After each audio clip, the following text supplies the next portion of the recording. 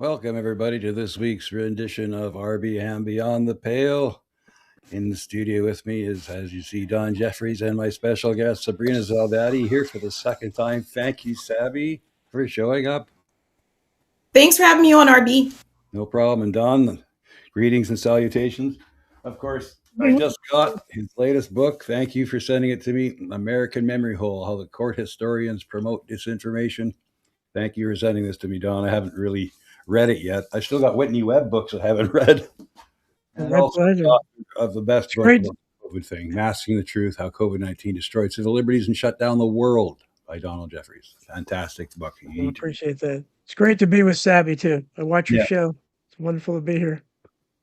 that's great. So we only have Sabby for half an hour, and I want to get right into it. I want to talk to Sabrina real quick. What brought you into this arena? I know we went through the academia and the education system and everything. When did you first notice something was wrong? And because I know you're an army brat, so you must have a lot of experience, all the different bases you went throughout the world, around the world. So you got a good broad education, a good broad sampling of how people are out there. When did you start noticing something was wrong, and when did you kind of wake up? Was it while you were being trained as an educator, or a little bit afterwards?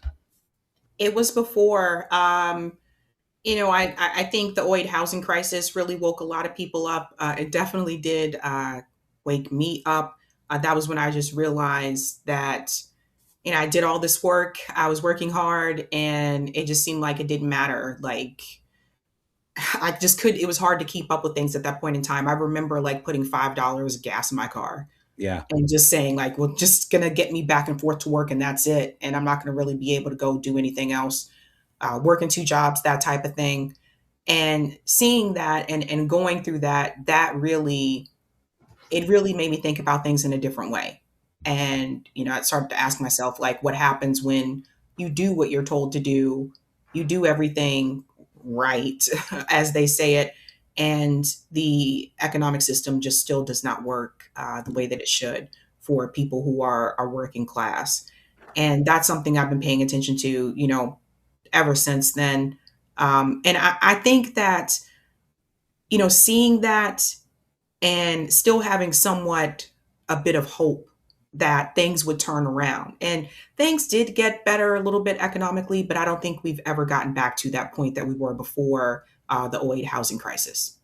Yeah, and on a broader level, that's like everything they do. It's at one point in time, and Don can attest to this, in the 50s and 60s, when we had the highest representation in unions, and middle class people could get by on just one person's salary, and they could go for vacations, they could save for a rainy day. Education wasn't free, but but it was cheap. Any middle class person could get ahead. It seemed to be after the Vietnam War when they really cracked down on that, right? Don, they said, "Oh my God, this middle class is too much power." They managed to stop a whole war, and that's when they started pushing the credit cards and putting you more and more into debt slavery, and the housing prices started to rise. And we'll talk about this with Savvy. The gentrification craze started happening in the 80s, and it hasn't stopped. Do you think that has a Absolutely. lot to do with it? Yeah, it did. I think that the we had the greatest economy the world has ever seen, the post-war boom. Of course, the military-industrial complex came with it, but the baby boomers enjoyed something that had never been seen before and has been seen since. So we've kind of returned to normal. Unfortunately, it's just we were spoiled. But I wrote a book on the survival of the richest that describes that all of this. It describes the rent marketplace, how working class and poor people are up against something in everything they do. The system is rigged against them. It's very hard. There's very little upward mobility, as you know, and it's just getting worse because now there are no opportunities out there for young people, and they can lie and say what they want. But I know people that are trying to get a job in this, and it's very, very difficult. To get anything decent, certainly even to live independently. Okay, I wanted to talk to Savvy about this. This is your YouTube channel, and everybody should go to Sabby Sabs YouTube and subscribe. This is your documentary called "Removed: Black Erasure in Boston." The full documentary. I'm just going to play a little bit of the start of it, then I want you to go into how, when you start. I know you're involved with the Revolutionary Black Network, people like Nick Cruz and JB Font and those wonderful people, and you believe in direct action on the ground and all that stuff. You're really carrying the working class personification forward, and that's wonderful. But you made this documentary, and since we only have a half hour, I really want you to talk about this, because I think everybody should watch this, because this isn't just happening in Boston, people. It's happening everywhere, and they're not just removing black and brown people. They're moving anybody who's. This is a class war against the working class, and this is how they do it. Under the guise of improving the area where you live, you end up having these people come in and put up these new developments, and suddenly the people that are there can't afford to live there. Let's watch the first few minutes of this. Boston, Massachusetts, home of winning sports teams, elite universities, and sometimes a lot of snow. But some might say that there are two Bostons. I came to Boston to attend Northeastern University for grad school, but there was something about Boston that was noticeable to me. It almost felt as though Boston had effectively hidden its Black population. So I had to ask myself, what happened to all the Black people?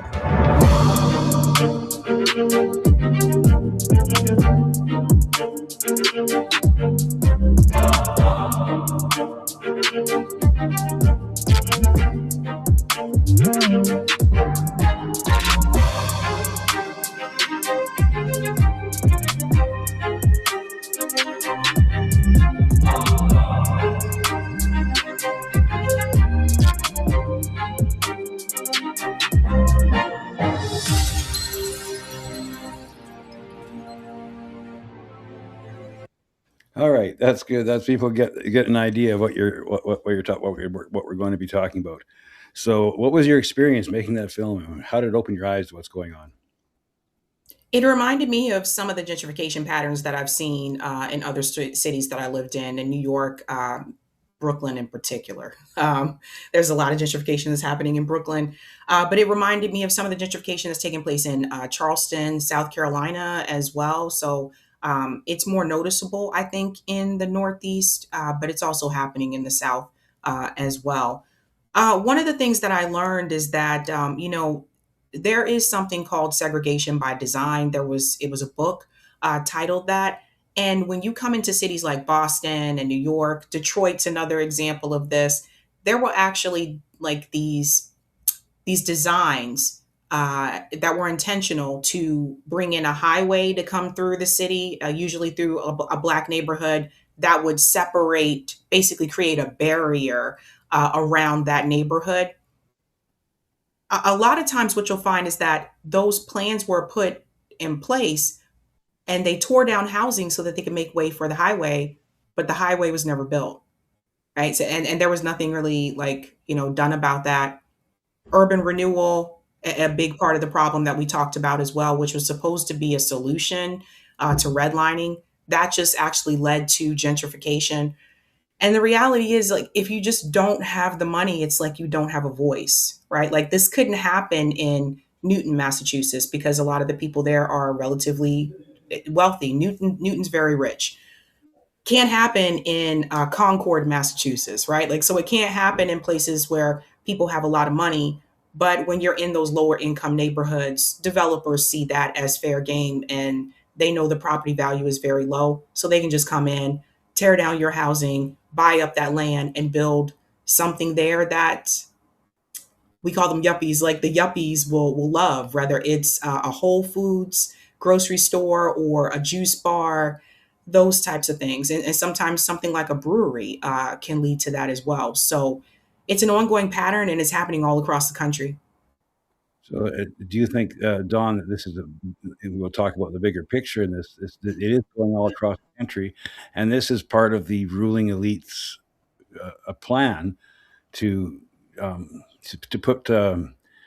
put chains on the working class, because of they're afraid of independent voices, an independent working class, middle class that has enough power to, have enough income to have leisure time and enough time to think about what's going on politically. In this way, they can keep you down, keep you working 2-3 jobs without ever being able to do anything about it, and it depresses the voter turnout, because this creates apathy amongst the public, and they think, oh, there's nothing I can do about it. They stop voting, and they stop caring, they stop attending city councils and stuff like that, and their PTA. They give up. You think that's part of the plan?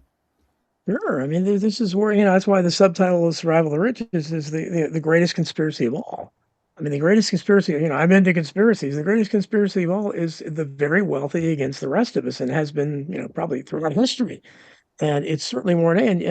Sabby talked about gentrification. I used to go to Atlantic City a lot, but they didn't have any casinos around here, and it always amazed me because you had all this wealth there and there, but all around Atlantic City was really you didn't walk out there at night. It was really bad area, lots of poverty, and they gentrified it up about, I don't know, 15, 20 years ago or so. Put all the chain stores in there that she's talking about, Starbucks and all these, Coach Purses stores and things like that. And all those people disappeared. And I wondered when I went there, I said, I wonder where they went. Where did they just vanish?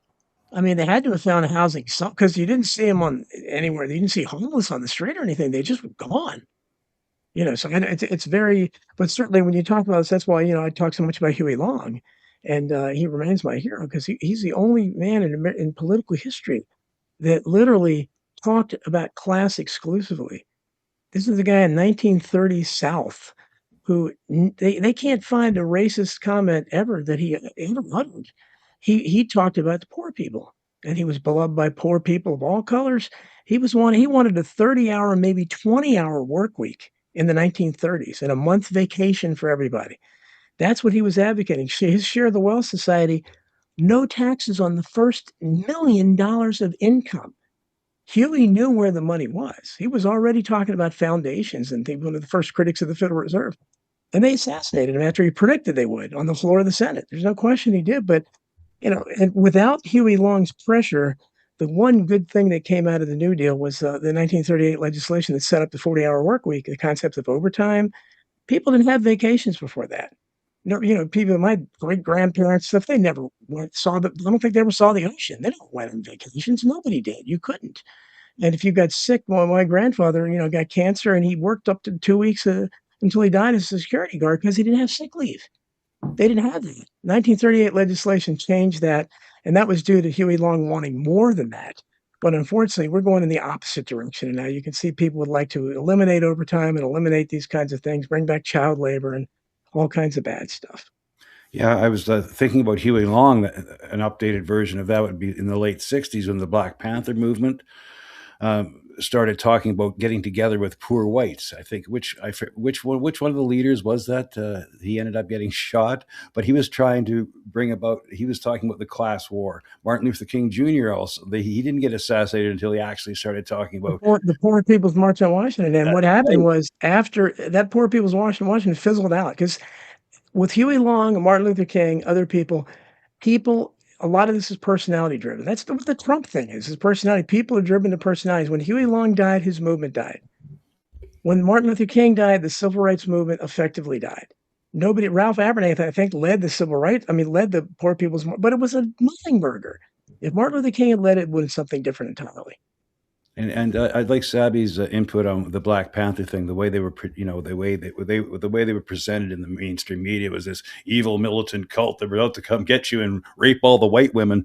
But they were one of the very first community organizations that had some hope to bring the working class together, both black, white, whatever color you were. That's right. Fred Hampton. Fred Hampton started that Rainbow Coalition. Yeah, and we were taught that in school too. In my history class, I was taught that the Black Panthers were a militant, radical group. I had to do my own research, right? So they didn't tell us that the Black Panthers were doing mutual aid, that they started free breakfast for kids in the neighborhood, that they were doing like a grocery like drop off. They didn't tell us those things, that they started like free clinics or anything. They just said it was a radical militant group. So I think that with Fred Hampton, his idea was, well, let's go talk to, there was a group called the Young Patriots. Let's go talk to them. Let's go talk to, the Young Lords. The Young Lords was the Puerto Rican group. And the whole idea was, well, let's see if we can get some type of a rainbow coalition that focuses on the class. Like, we're all at the bottom, we're all poor. What if we can come together for that? Now, some people did not go along with this. There were some members of the Black Panther Party that didn't want that to happen, so they left. And there were members of the Young Patriots and the Young Lords that also left because they said, no, we don't want to do, this coalition that you're talking about. But the ones who did stay, like, yeah, ultimately this is a powerful thing when you can have people come together because of class consciousness and the class issues. And I think that, I've been saying this for a long time, that we really do need to have a class movement in this country. And it has to be, they say you need, what, 5% of the population to really affect like change or something like that. So in order for that to happen, I think people are going to have to get outside of their political bubbles. And I think the reason why that ultimately has not happened is because people are in like these political silos. It's right. Like it's the red team, it's the blue team, and you shouldn't cross that line and talk to someone on the other side. And I think as long as people continue to do that, the rich will just continue to get richer. And I think it's important to remember that I learned about Operation COINTELPRO.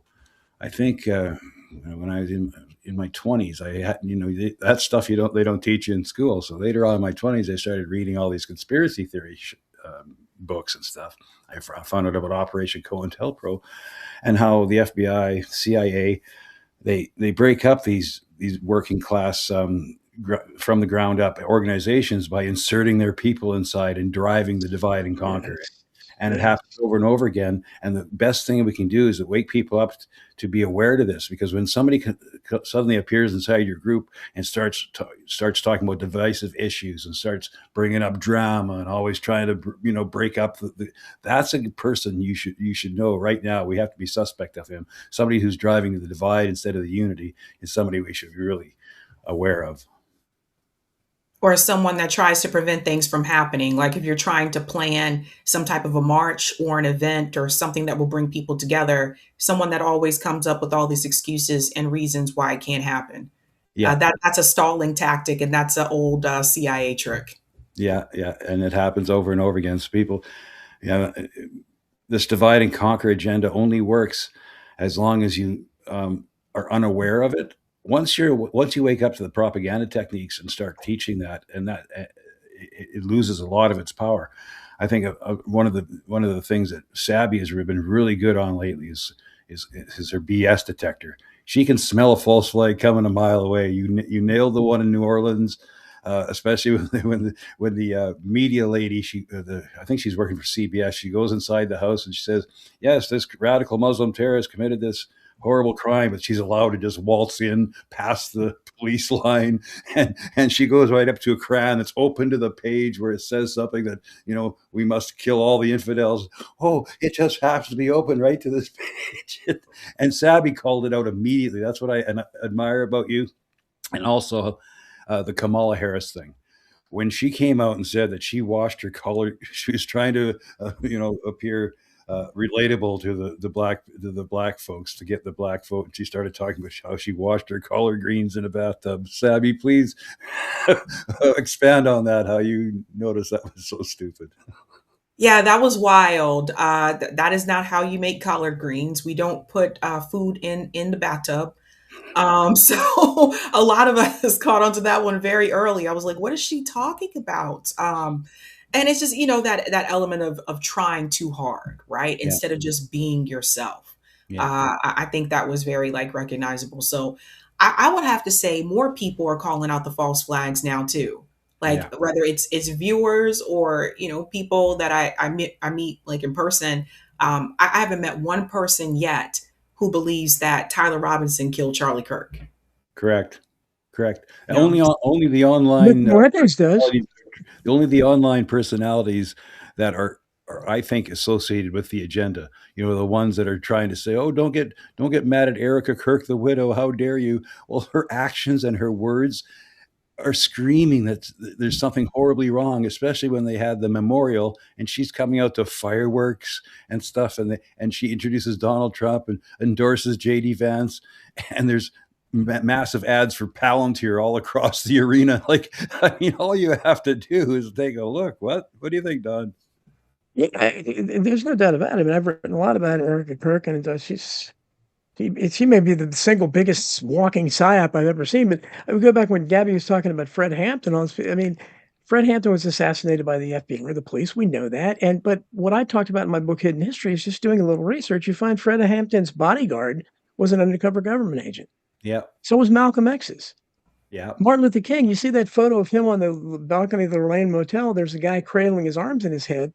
That guy was an admitted CIA asset. I think he's still alive. So this is the problem. They have, and I talked a lot about this, the Black Panthers and the KKK on the other side. Like there were 4 KKK members, suppose that killed Viola Louisi. It was an early civil rights worker in the South in the early 60s. And one of them in the car was an FBI agent.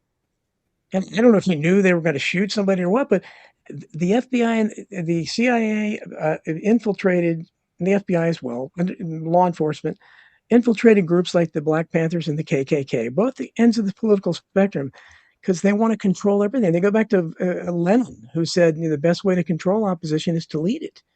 And our government has always operated on that premise. That's why I mentioned Nick Fuentes.